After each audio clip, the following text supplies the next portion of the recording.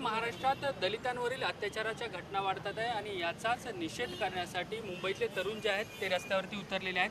हे सगळे तरुण जे आहेत ते फेसबुकच्या माध्यमातून एकत्र आलेले आहेत आणि जातीयवाद्यांना कठोर शासन झालं पाहिजे अशी एक मागणी करत मुंबईच्या रस्त्यावरती उतरलेले आहेत। भायखळामधील राणीबागचा जो परिसर आहे तिथे या सगळ्या तरुण मुलांनी मोर्चा काढलेला आहे। शासनाकडे मागणी करतात आहे की हे जे जातीयवादी आहेत त्यांना कठोर शासन झालं पाहिजे, जे याच्या पाठीमागे त्यांना शिक्षा झाली पाहिजे।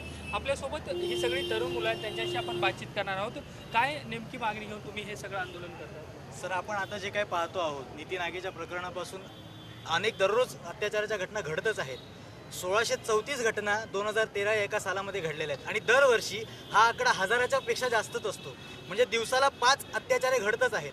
पण याबाबत सरकार काही कठोर भूमिका घेताना दिसत नाही।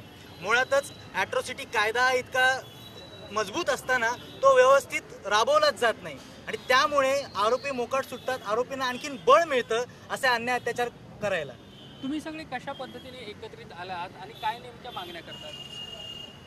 आता हे बदलतं युग आहे, ह्याच्यामध्ये हत्यारे देखील बदलत जातात आणि आंबेडकरी चळवळीमध्ये जर बघायला गेलं तर फेसबुकच्या माध्यमातून, ट्विटरच्या माध्यमातून हे जे काही जेवढे जातीय अन्याय अत्याचार होतात त्या जातीय अन्याय अत्याचाराविरोधात आम्ही कॅम्पेनिंग केली आणि त्यामध्ये आम्ही मुंबईच्या सडकांवरती इथे आम्ही हा मोठा मोर्चा काढलेला आहे।